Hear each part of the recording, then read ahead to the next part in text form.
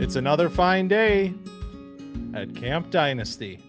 I am Counselor Austin, joined by Counselor Collin, and the NFL scouting combine is, I think, technically happening already. It is happening already.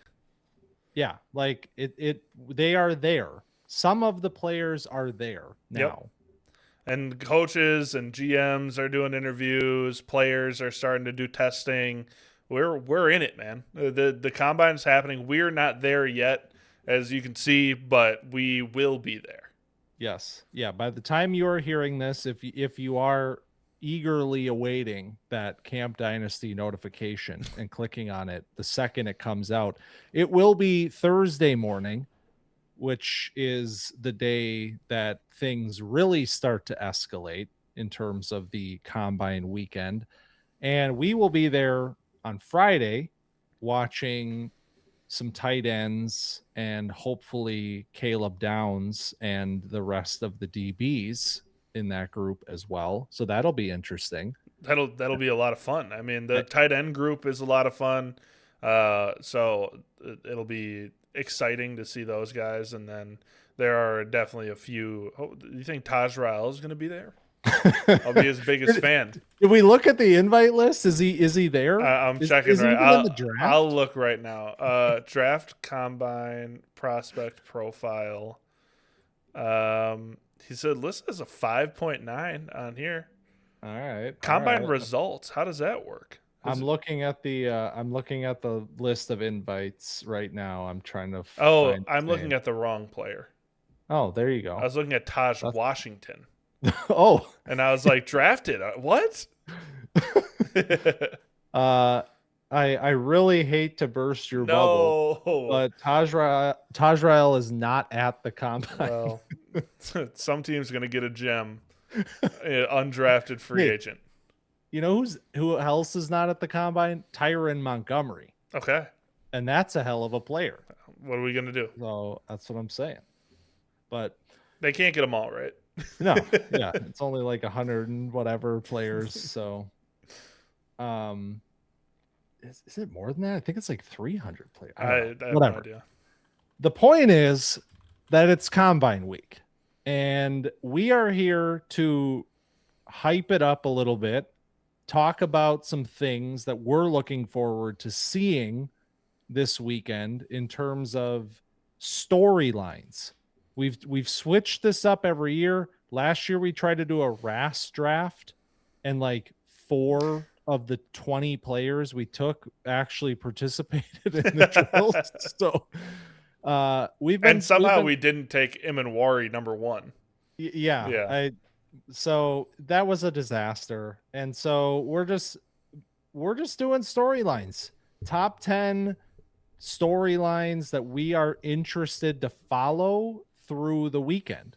And I think that it works because the combine is really the storyline generator of draft season. Like, whether you think we're starting or not, the point is that we come out of this weekend with NFL media firing on all cylinders about the draft, pushing narratives. We're going to have guys that have tested very well that are suddenly rising up the board and things like that. So what are those things? We're trying to get ahead of it a little bit, and also just, in thinking about this class, what are we thinking about heading into this weekend, and what do we want to see? And this is when GMs, like I said before, and coaches start giving interviews and start to be more open, and they have big press pools of national, local, like all kinds of reporting that are coming and asking them questions. And so you start to hear more about what, and some of these new coaching staffs and front offices think the direction of the team should be. So you get a little more insight, and then you can glean a little more as you get deeper into this weekend at the combine, this week into the weekend. So let's kick it off. These are, of course, goes without saying, drafted storylines, dynasty rookie storylines, and IDPs are included in this, of course. That's right.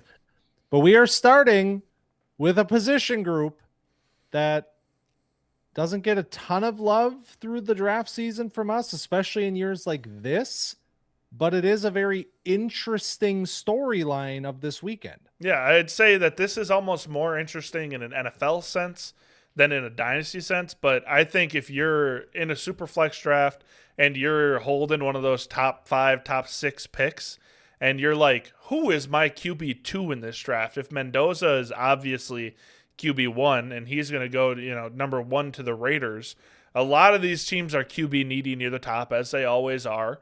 And a lot of teams need that second quarterback, need that third quarterback in superflex drafts. And who is going to end up being QB2 in this draft? Because I think common narrative says it's going to be Ty Simpson, but I don't think like anybody is very excited about the idea of Ty Simpson being their like starting quarterback of the future. Is it going to be Garrett Nussmeier? I don't know if anybody's super excited about Nussmeier either. And you go down the list, and we'll have a deeper conversation about Allar a little later. But like Allar going to be throwing in the combine. He was previously obviously hurt, had a lot of energy behind his name. So who is going to emerge as the QB2 in the 2026 NFL draft is the storyline that I wanted to present forth, because it's totally a toss-up right now, I think. Yeah, it's going to be very interesting, not even just like who is it, but where does that player go? And do we learn anything about that coming out of this weekend? Is there any intel whatsoever about teams in the teens or 20s that are interested in a quarterback such as Ty Simpson? And is it a realistic possibility that a player like that goes in the middle of the first round? And you and I have talked about this, that I think we both kind of think that he will go in that range of the draft, even if the talent maybe isn't there, because that's just how it works. And especially in a year like this, where you have some teams in that range, like I've talked about it before, the Rams at 13, really interesting, because do they take an opportunity, or you could even say if he makes it to the end of the first, spend the other first on him at the end of the round,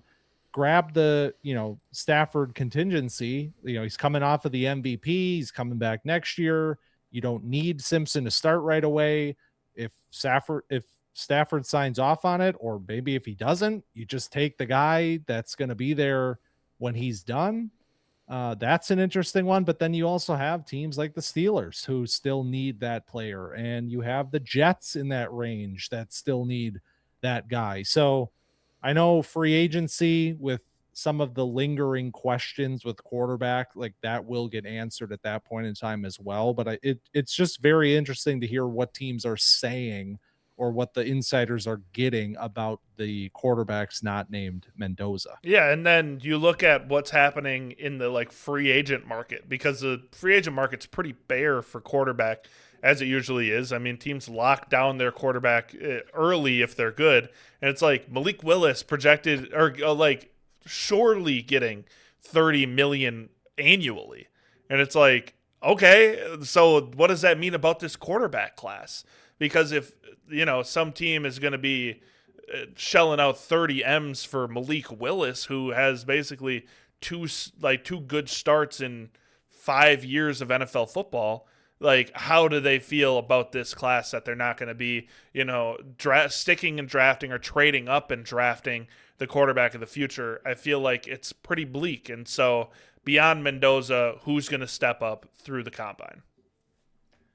And if one of those players does step up and goes in that range of the draft, that's certainly going to affect how a superflex first round looks, because whether Ty Simpson or Nussmeier or whoever, probably one of those two, goes in that range, that's the difference between them going like 5th or 6th in the superflex draft versus like in maybe even pushing into the second round if they slip into day 2. Yep.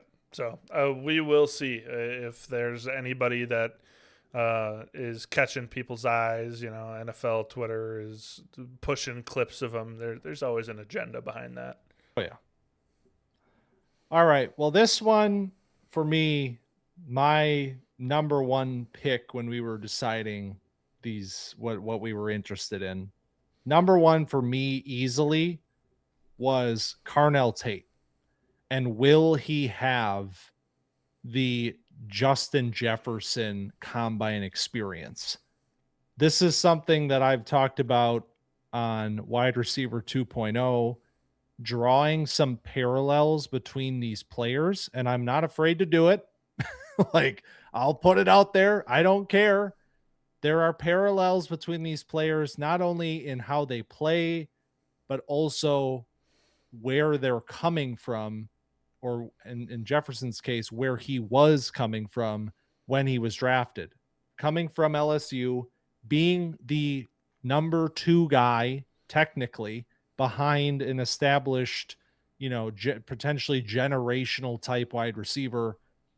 And that tends to come with a connotation when you're not the, bona fide number 1 guy on your team.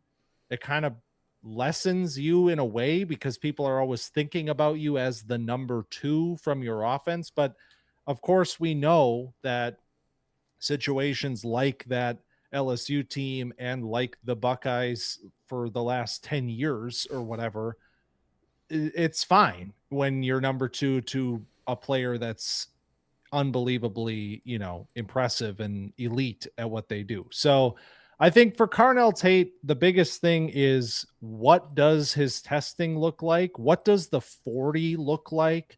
Because I think a lot of people get hung up on it with him in terms of, yeah, he's a technician. Yeah, he's got the unbelievable hands and catch radius and skill, but is he the best athlete?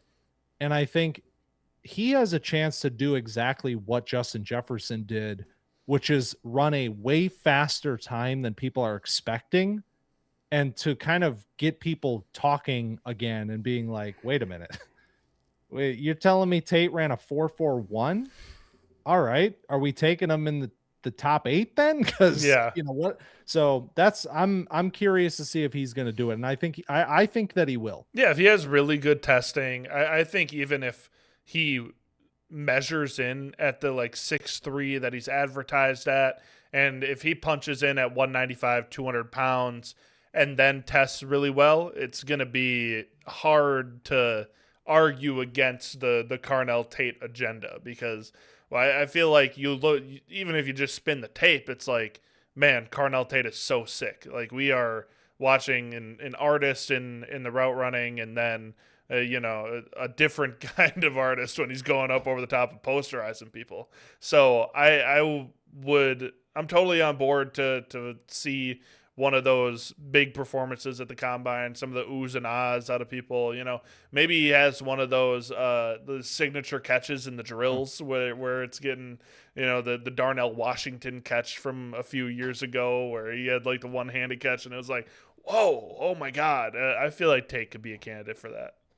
For sure. Yeah. I think what you saw from him this year working down the field, I think it was a lot of technique, but there was a lot of athleticism behind that as well. Yep. And I think that's going to show up in a fast are expecting. And also, part of this discussion is kind of catching up with the news cycle. And have we realized at this point that it's kind of becoming almost a universal truth that Tate is the wide receiver 1 when you pull up a mock draft these days? Yeah. I mean, I think it's literally like name brand kind of thing where if you're an NFL team, are you going to take the Arizona State guy? Or are you going to take the Ohio State guy? And you're like, well, I mean, the Ohio State thing's been working for a while. Why would I go over to Android when my iPhone works great? So I don't know. Not that, people say Android's better, but I trust my iPhone. I could say that. Yeah. I mean, Matt Harmon also, the god, the wide receiver himself, guru, the guru. Yes. He put out his article, and this is not rankings. It wasn't the full testing. It was kind of just like a preview, but he himself had Carnell Tate atop the wide receiver ladder. And So I think this is a player that the steam is starting to build a little bit, and a big combine performance might just, be the final explosion in the, fireworks of him kind of cementing himself as a top 10 or higher draft pick. Yeah. A player that will be, I think, in the top 10 or higher is Jeremiah Love. And my storyline is, can Jeremiah Love enter rare air with this combine performance? And you may look to, the Chris Johnson, the Devon Achane, that kind of combine performance. But I'm looking more at the Saquon Barkley style dominance, where he runs like the 4.4, has an insane like bench press, has the jumps, because you think like Saquon 41-inch vertical. You think of like the Jeremiah Love signatures of the hurdle. I mean, he's getting up there. And so broad jump, vertical. I mean, that RAS score, going to be a lot of green on that chart.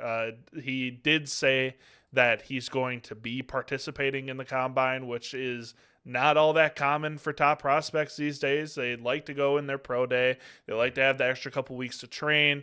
They like to not have to do all of the, the horse and pony show of the NFL combine, which I totally get. And you kind of get to do things on your term, in your comfort of your home stadium, all that. Totally understand. But Jeremiah Love putting himself out there saying, I'm going to do the combine. And so I expect to see fireworks, because you don't accept the invite unless you expect to show off a little bit. So I think Jeremiah Love, connected to this, is like, he could very well go like number 4 overall in this draft. Saquon Barkley, after that combine performance and after obviously stellar seasons at Penn State, went number 2 overall. If you remember, that was kind of unheard of then, and it's kind of pushed this discussion further into, can you take a running back high? Can you, take him in the first round even? That was a thing for a while, but running backs keep getting taken in the first round. Suck it, analytics losers. So I think Jeremiah Love ends up, because he's a hot commodity in this draft. I don't know if there's another running back in this class that's even close to Jeremiah Love. So you take a look at what he can do athletically and pair it with an event like this that he is putting himself out there and accepting. I think you're going to see something special. Yeah, there is nobody close to him. And I think the fact that he is competing and participating is shocking to me, because my biggest question with Love leading up to this week was, is he even going to participate? Because Genty didn't participate last year. And it's like, yeah, why would you? Right. Because who's close to you? You had Hampton and stuff. But when you're talking about a running back that's going to go top 10, top 5 even, it's like, why even put those numbers up? Why even make it something that people can talk about? Like, just stand on your business and be the player that everyone's already saying that you are. And for Love to be like, nah, I'm going to do it. Like, I'm just going to do it. Like, that's awesome. Mm-hmm. So I'm also incredibly excited to see how he performs, where he ends up in the overall like RAS history of running backs, because that Saquon, I think Saquon's was like the second highest RAS ever from a running back or something like that. Will Love get up into that top 5 as well? And I think there's a chance he can do it. Yep. I'm excited to see it, because that's going to be special. We're going to be there. That's what I'm saying. We're going to see it in person. Damn. All right. Well, something that we're not going to see in person, but is very important, is Rueben Bain's official combine measurements. This has been a huge talking point for the last month or so as we build up towards learning exactly what this looks like. It has been reported that Bain's arms are very short. I believe the number was 31 inches. So if it's around that, Yeah. it would be pretty shocking for him to be a top 5 sort of a pick with these like mega outlier measurements. But I think it will be illuminating one way or another to find out, is that real? Like, what is the actual number when it's on paper? What are the rest of the numbers also? Like, what's he going to weigh in at and all of that? Because his body type is very kind of non-traditional for an edge player that we're talking about at the top of a draft class. So it'll be really interesting just to kind of get those numbers onto paper and see what happens from there. Like, does, even though that we kind of know that this is a thing, will seeing the number be enough for all of a sudden the reports are coming out that Bain's sliding down, draft boards, and all of a sudden Bain will be in like the teens of the next DJ mock draft or something, and it's like, what is going on here? So I'm interested to see what the fallout will look like for Bain this weekend. Yeah, if you're like me and you're like, I don't know what arm length like is good and what's bad. Traditionally, you want your defensive end's arm length to be 34 inches or longer. That's from shoulder to the tip of your middle finger is how they measure it. So if your arms are 3 feet long, you're good. If they're less than 33 inches, that's considered red flag territory.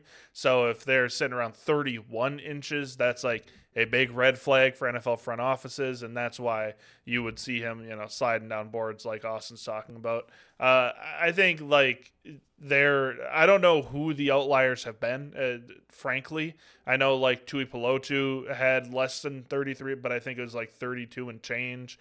There's been like a few players that have short arms and end up being successful. But I think, you look up arm length measurement NFL edge and everything is Rueben Bain. So that's definitely not something you really want to have your name associated with during Combine Week, but hopefully, comes in a little higher than 31 inches. Yeah, the latest reporting on this is that Bain is claiming that teams are not asking him about the arms in interviews. So I'll just wait to see the measurements. I don't know why you'd ask about them. Yeah, I don't know. I guess if he's saying it, I'll believe him. Sure. But I just feel like teams are probably like, are you really gonna come in at 31? Is that what we're gonna get? Yeah.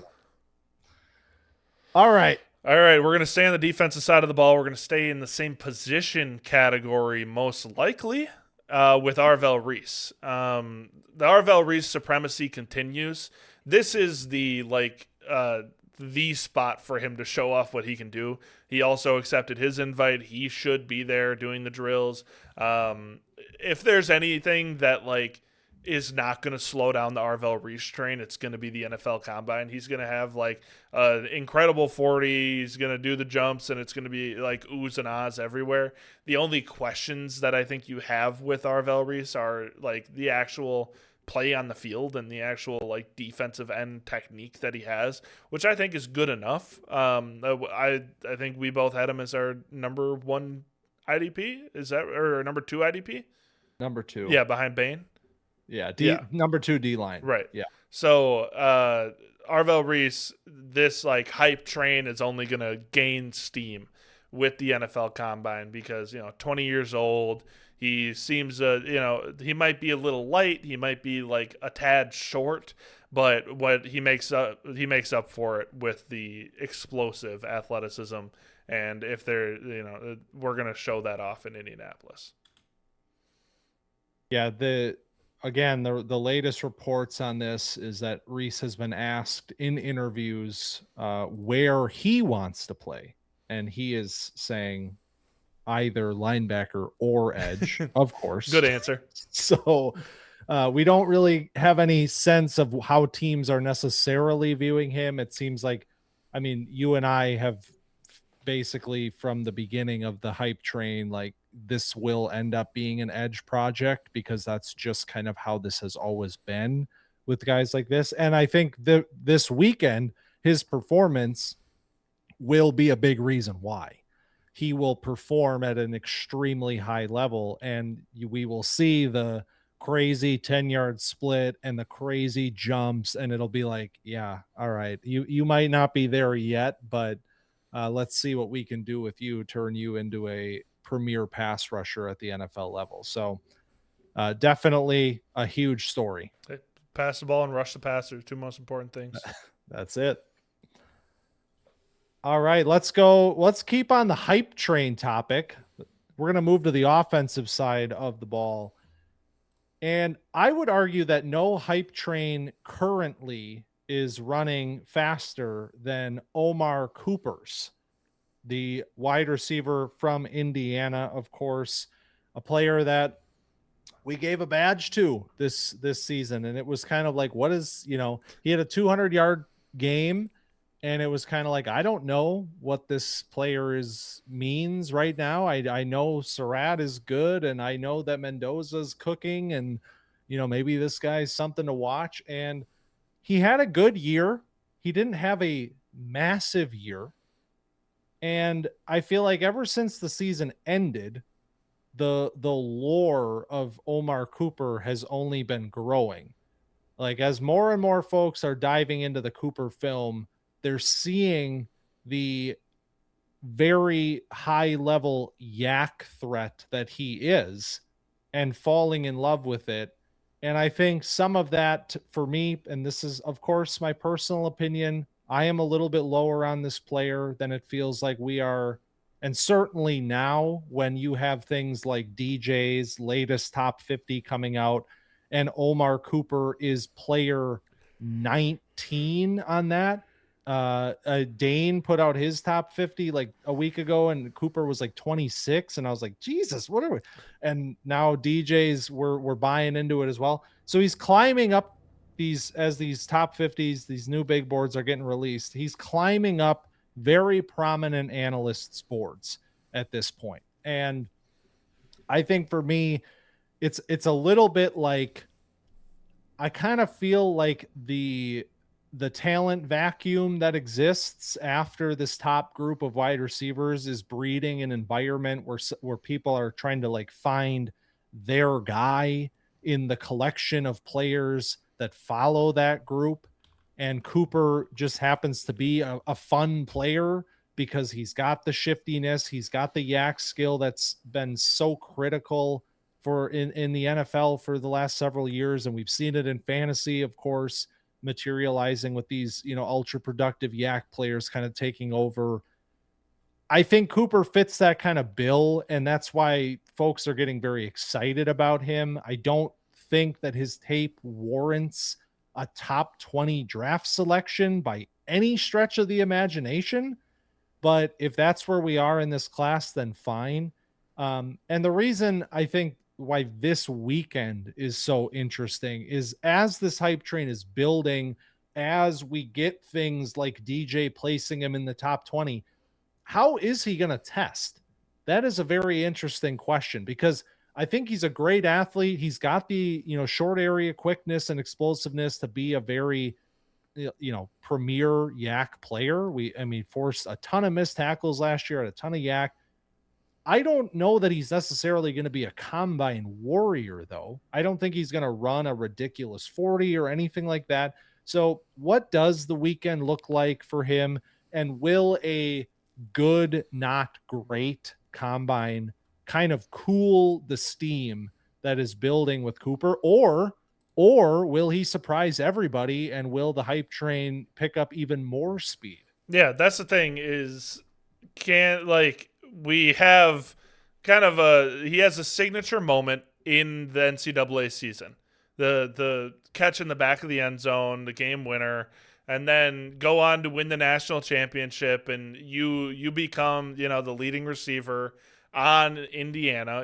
I think you and I both prefer Surratt, but I still do. Yeah, and that might be a very hot take, but I still do. Yeah, and it's like, but Omar Cooper has become, the anointed person in this wide receiver room, and I think that that's fine because he's a very, very versatile, very NFL friendly wide receiver. I think he fits in a lot of different offenses. The style of play that he has. He can play slot. He can play outside. He can, generated over 60% of his yards through, like 60% of his yards were air yards. And so it's like he can play a deep threat and he can make those contested catches, or he can be your slot guy to break tackles. So I think there's definitely a reason that he is so hyped and why he has a little bit of momentum going into draft season. And I could absolutely see it, skyrocketing if he has one of these combine performances where he becomes almost a, household name in the draft community, where it's like, yeah, Omar Cooper is our, wide receiver 4, and that's not even going to be hot at some point. So, yeah, I do want to I feel like, and you're saying you have Surratt above Cooper still. I think so, yeah. It's close for me, and it always kind of has been, but I still like Surratt more. It is close, and that's important to say. But I think that that take is the kind of thing that will infuriate people, because I've been on the other side of that take, when you feel so strongly that one guy is better than the other. I think it's close enough between those two that it's a little bit of pick your flavor. And for me, Surratt is more of my flavor. And I have died on that sword, and I've wielded that sword. It's like, I get it. But Surratt is not a player for everybody, just like I don't think Cooper is a player for everybody. I think it really comes down to what style of player do you value, because neither of them are, they're far from perfect wide receiver prospects. So I think, that's kind of where that comes down to for me. But all right. So where are we at? Next up, we have kind of a similar topic.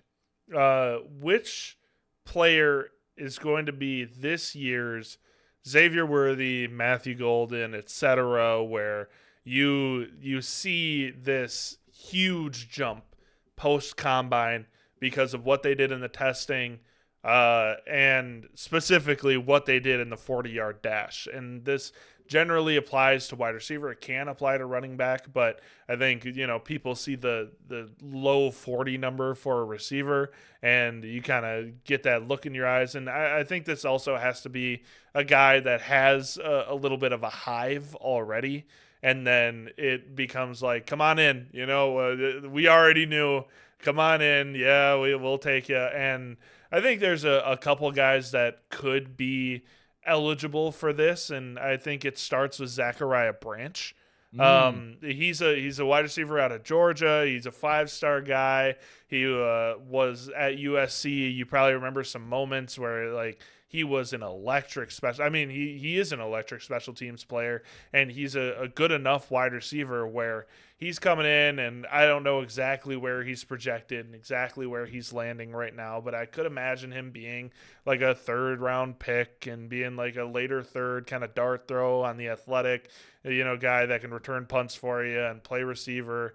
But he, could just blaze the combine and then become like, oh, well, what do we got here with Zachariah Branch? Like, remember the 96-yard kickoff return that he had in his first game as USC. Remember that?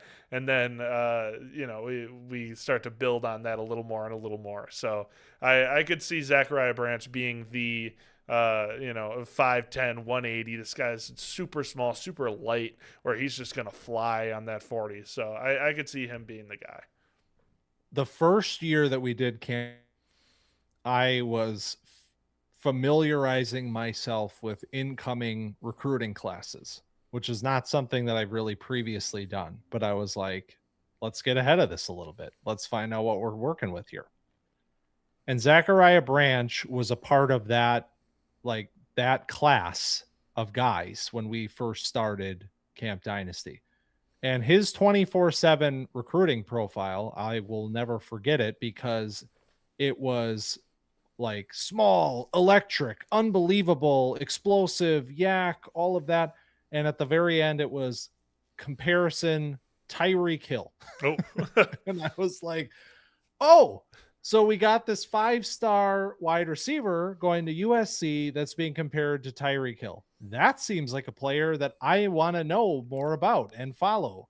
And unfortunately, that kickoff return that you referenced ended up kind of being the most exciting moment for Zachariah Branch's tenure at USC at the very least. And then he had some moments this season at Georgia, and he did enough to put himself in that conversation that you're saying, where maybe he's late second, maybe he's third. Like DJ, for example, right now has him 50. That seems like a pretty common motif where a lot of analysts are kind of putting him in that sort of range of the draft. I, again, am probably just a little bit lower than that because of the fact that he is very much an unknown in many regards. He just doesn't have a lot out there in terms of route running and all of that.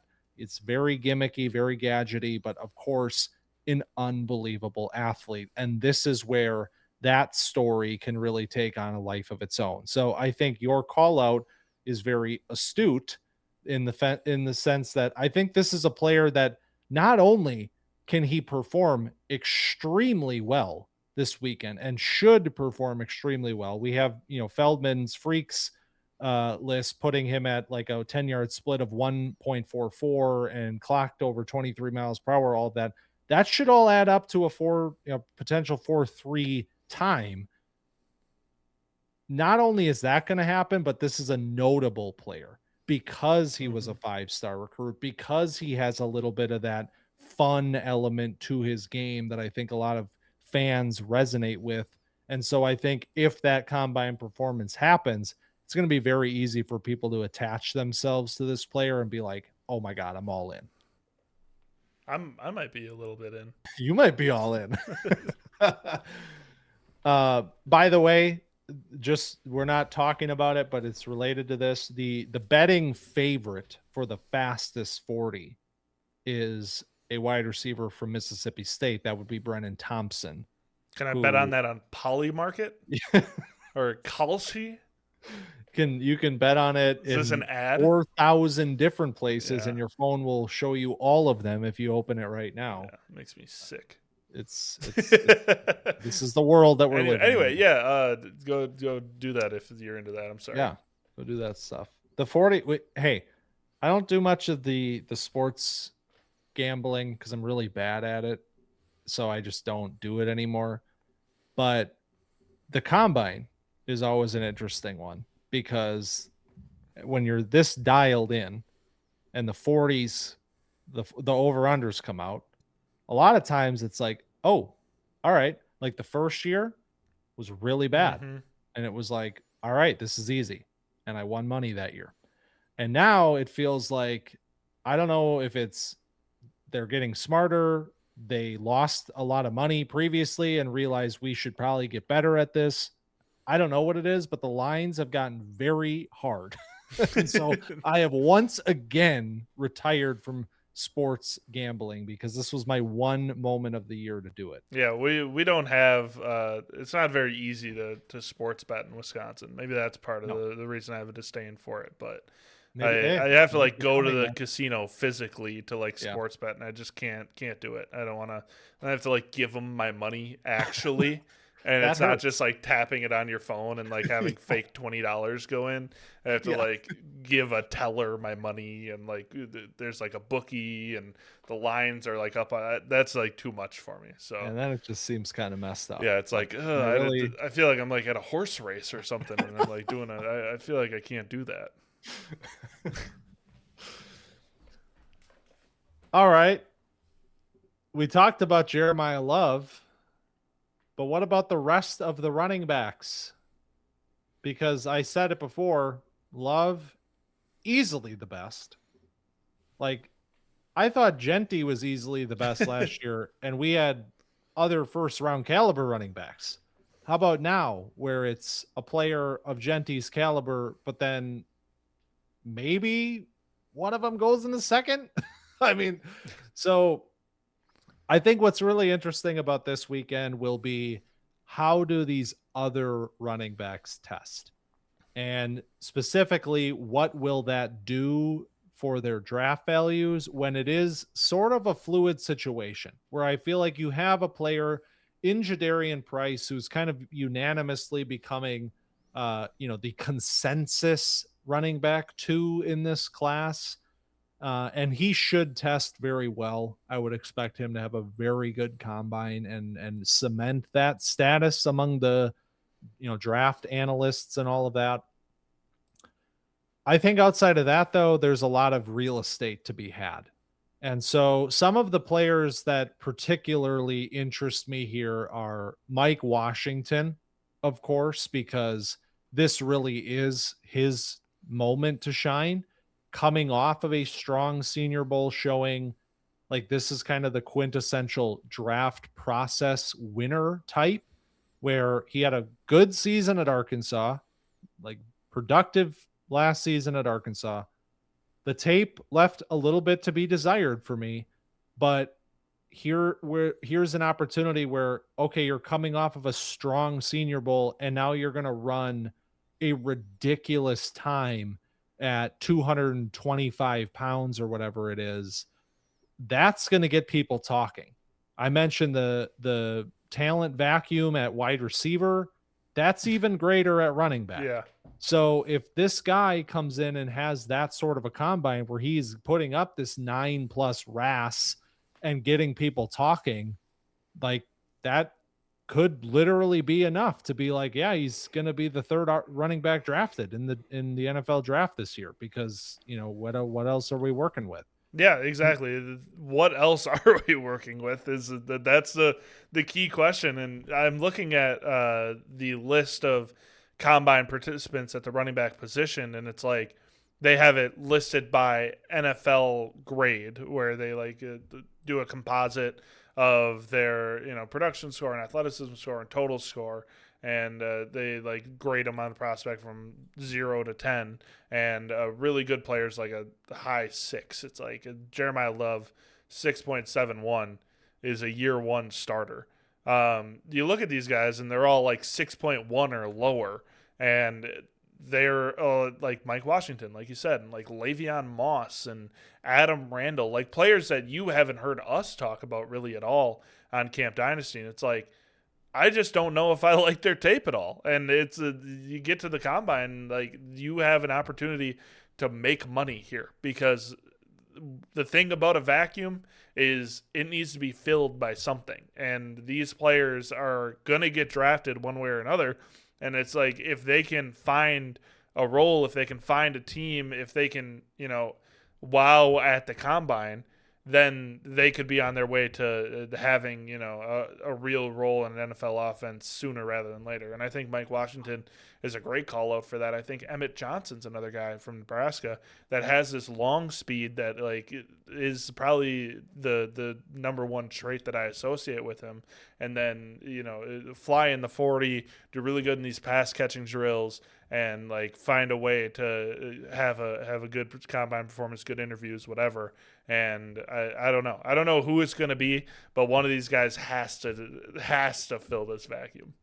And that's there are layers to this also. Yeah. Like Emmett Johnson, for example, I want to know how he's going to test. Right. Because he's a player that I'm not certain that I have a good grasp on how he will test here. I've seen him show off some long speed, and then I've also seen him kind of get hawked down from behind. Down. Yeah. It's like, okay, what is this going to look like? And what are the jumps going to look like? And all of that. So that's kind of one that's in the middle. And then when you go to the opposite end of the spectrum, a player that was still our RB2 when we talked at our running back 2.0 in Jonah Coleman. And I don't expect him to test well. Right. But how is it going to look? Like Cam Scadaboo is in the 4.6s. I wouldn't be surprised if Jonah Coleman is in the 4.6s. And I'm not really going to care too much about that, just like I didn't with Scadaboo. But it's still going to be weird, because you're going to have a visceral reaction from folks that don't like to see those sorts of times from running backs. And that was potentially a contributing factor why Scadaboo fell to day 3 into the 4th round. And that's kind of something that we've been anticipating with Jonah Coleman this entire time, because we're anticipating what his combine might look like. So there are a lot of different layers to this running back group and what this weekend will look like for them and how it's going to affect how this class kind of stacks it when it's all said and done. Yeah, and how this dynasty class is going to stack itself up. Yep, exactly. That's a huge question I'm sure a lot of people have is like, what running backs are even going to be draftable in like a 4-round rookie draft or a 3-round rookie draft? How am I going to end up filling my running back spot? I'm out here, scraping together with tape and glue my running back spot. I've been trying to waiver wire guys all year. Well, what am I going to do in this draft to bolster it? And if I'm not getting Jeremiah Love number 1. If Nick Singleton runs in the 4.3s, are we back? I think I'm already back. Okay. All right. Speaking of Penn State, that's where we're at, right? Can Drew Allar recoup his value? Like I mentioned earlier when I said, like, well, who's QB2? Drew Allar could be that guy by draft day just because of pre-2025. If you just take 2025 out of the equation, the start of the season was messy. It was not great football from Drew Allar. He gets hurt. Franklin gets fired. Like, this whole Penn State thing was not working at all for like the first 6 to 8 games of the season. And then they just decided to give Katron Allen and Singleton the ball 45 combined times and see what happens. And, it was better. It was kind of like you put pressure on the wound and it stops bleeding. And that was about it. But there's still like a hole in your leg. But Drew Allar is like not the reason that they were that bad. So if you look back and you're like, hey, Penn State sucked, not Drew Allar's fault. I'll say that. Again, I don't think he had the greatest beginning of the season. But after the injury and everything, we want to see, do teams have concerns about his medicals still? And when he throws, is it jumping out of his hand like we expect it to? Is he looking sharp, accurate, quick release? Is he moving around well? I think all of that is very important for Drew Allar and Drew Allar's draft stock, because I still think, like, with his frame, with his mobility, with his arm, he could very well, a GM could talk themselves into Drew Allar as a, potential franchise quarterback. Like, he just needs a little bit of touching up around the edges. Give him a gap year to fully recover from the knee injury, to learn behind a veteran, and let's see what he's got in 2027. Now, I don't think that would even happen if he gets drafted where, highly or whatever, all these guys end up starting their rookie year. That's just how it goes in the NFL. They want to, make something happen, save jobs. But I think that Drew Allar can recoup some value, can sharp his attack in some interviews, and, knee checks out good, and he's throwing that thing, 65 yards flat-footed. I feel like you can kind of say, well, who knows? He might just be the one that has that throw, the Joe Milton throw. So, I mean, what is, maybe that means something. I don't know. I just don't we're at a point where I have absolutely no clue where I expect Drew Allar to be drafted. Just none. Because you factor in the weird tape, the injury, all of that. Who knows how he's going to interview? I don't know what to expect. And it's not a player that I've completely given up on. I have acknowledged his faults, and I've acknowledged that 2025, when he was playing, was not good, and that it was certainly not what I wanted to see after a really encouraging 2024. So, can he help himself at all through the draft process, as much as a player can without putting more film out there? Can he help himself at all? Here is the first step on that journey to potentially helping himself recoup a little bit of that value. Here we go. All right. The last storyline that we are following entering NFL Combine weekend, and this one kind of saved it for the end here because it's a nice little bookend. talking about the top of this draft class. Will the top wide receivers, the picture of what the top wide receivers look like, start to make a little bit more sense after this weekend? I think we kind of already touched on this with Tate a little bit, but expanding it out to the rest of them. I think right now, and we've talked a lot about this, it's so fluid at the top because these guys are so close.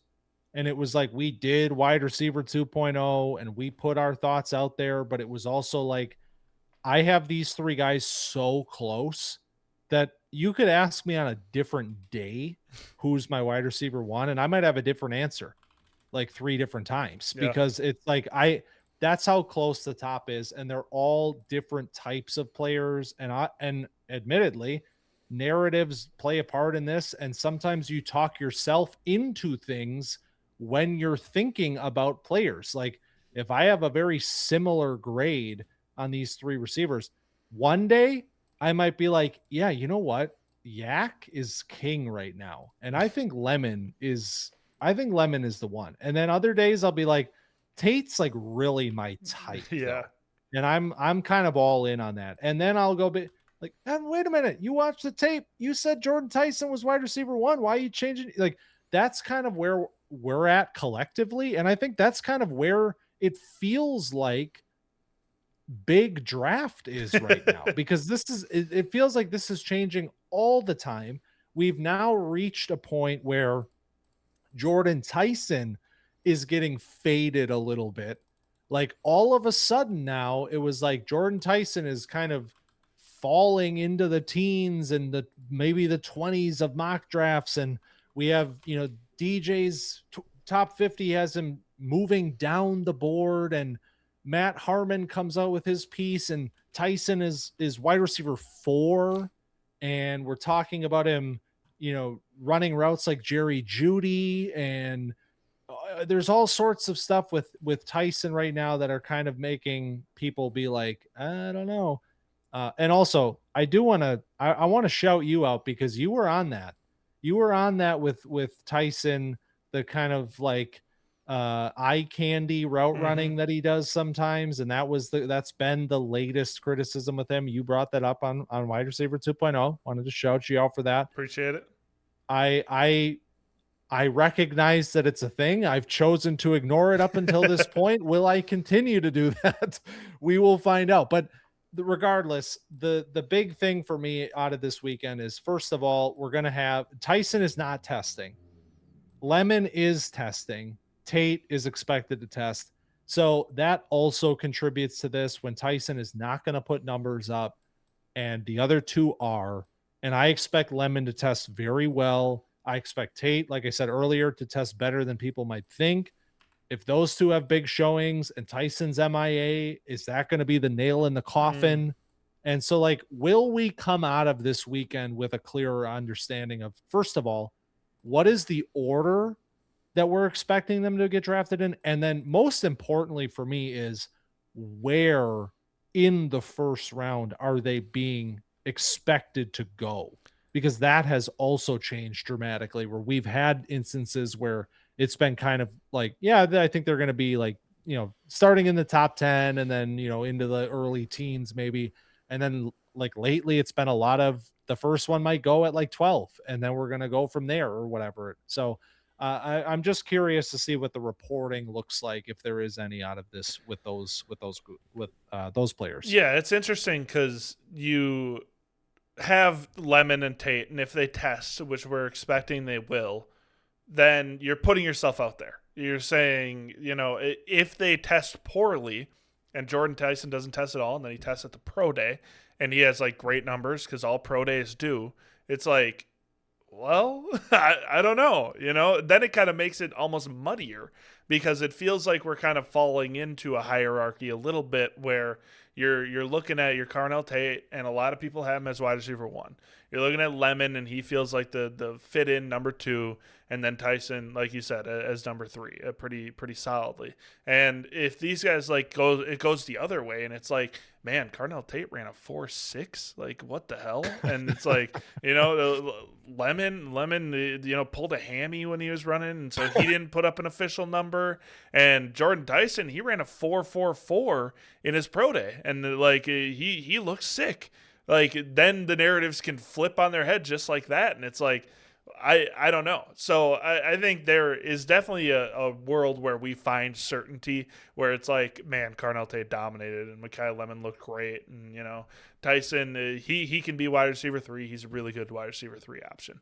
But I think that there's also another reality where we are just even more confused after the combine because these guys decided to put their testing numbers out there. And I do want to also include Denzel Boston in this group. Yep. Because for me, I keep referring to him as kind of the intermediary player. Like, he is the bridge between the top 3 and the rest of them for me. I don't have him in this top group, but I like him a lot. I have a first-round grade on him. We talked about that, wide receiver 2.0. I expect him to test very well also.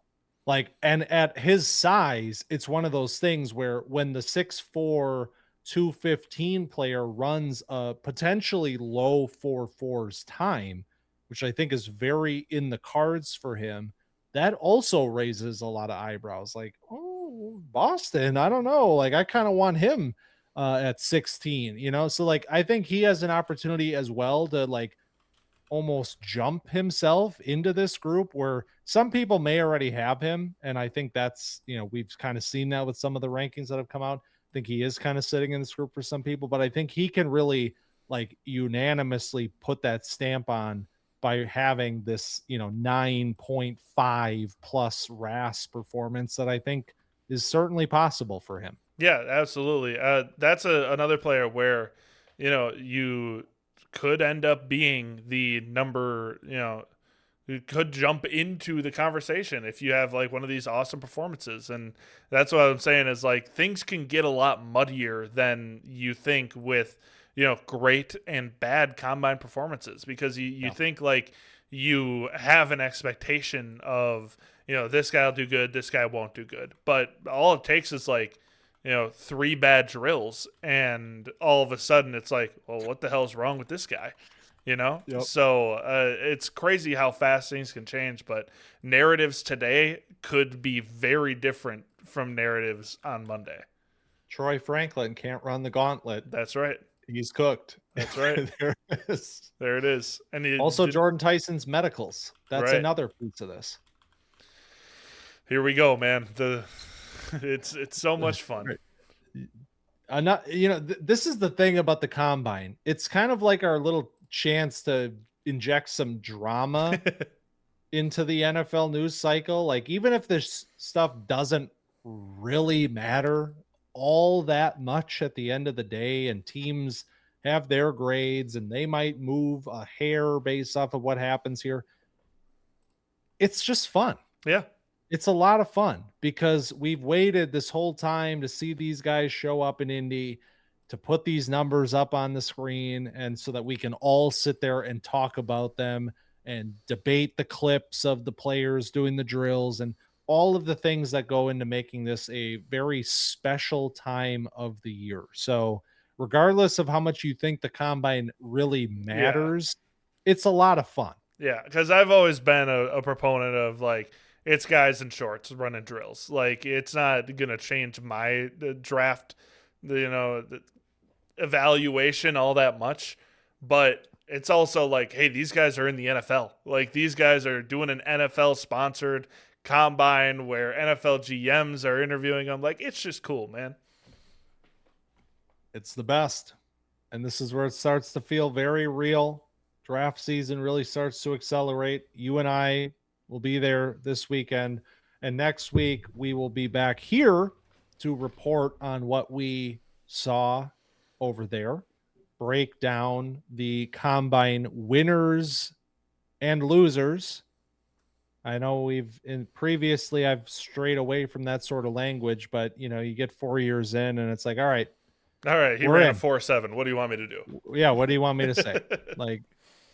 So that is what we're doing next week, of course, breaking it all down, talking about who won, who lost, what it all means, what the reporters are saying, and really driving forward into this draft season, trying to understand what the dynasty rookie draft board looks like, because that's what this is all about, baby. And this year, I think we need it more than ever. We need a lot of help figuring out what this is going to look like. Yeah, I need to like consult something to figure out what the hell to do with this class, because it is befuddling to me. It feels like most years things have kind of fallen into place on their own almost. This year, not doing that. I'm going to have to figure it out on my own. I'm just like, if I had a top 4 pick, I'm ecstatic. Yeah. And if I don't, what are we doing? I don't really know what I'm doing here. Where do we go from here? So if you enjoyed our little discussion, we're hyping it up. This is kind of like a hype episode. We're just feeling ourselves. We're feeling the combine. It's that time of the year. If you enjoyed our discussion, be sure to find us on Twitter, camp_dynasty. Can I let you in on a secret? I do. I want to hear it. I have never been closer in my life to removing Twitter from my phone. I have removed Twitter from my phone before. There it is. And so I've obviously re-downloaded it, but like there have been times where I just have to delete the app for like a week, and then I'll be like, okay, I can come back now. We're getting to a point where I might have to stop saying that soon, because I'm just like, it's dying. It's been wilting for years, and I feel like the last petals are falling off, and I just don't want to be a part of it anymore. It's just like, how do you? I wish I could just filter out blue checks at this point. Like if I could have my Twitter feed sans blue check marks, I feel like it would be a better place. That, and I don't know what's a bot and what's not. That's what I'm saying. Most of them are blue checks. The bots are the blue checks. Right, because they get Twitter blue, right, and then they get top of the replies, and so they engagement farm and all that stuff. Yeah, because then they get paid for it. Yep. So they have like 1,000 accounts, and they're all blue checks, and they're all driving engagement, and so they're just raking in the Elon bucks. So needless to say, maybe don't find us on Twitter at camp_dynasty.